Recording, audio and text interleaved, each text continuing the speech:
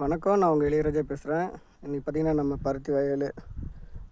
இப்போ பார்த்திங்கன்னா பெஞ்ச மழையில் அதிகமாக நிறைய செடிலாம் வீணாக போயிடுச்சு, இறந்துருச்சு.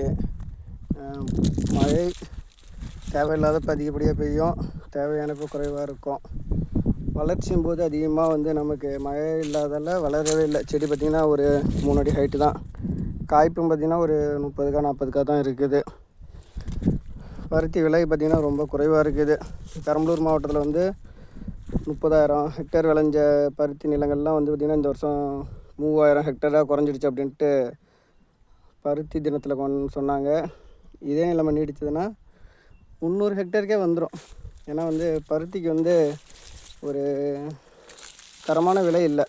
அதனாலேயே பருத்தி விவசாயிகள் நிறைய நட்டமடைஞ்சதெல்லாம் இல்லை, மக்காச்சோளத்துக்கு மாறினாங்க. இதே நிலைமை நீடிச்சதுன்னா பார்த்திங்கன்னா நம்ம மாவட்டத்தில் பருத்தி விவசாயிகளே இல்லாமல் போயிடுவாங்க.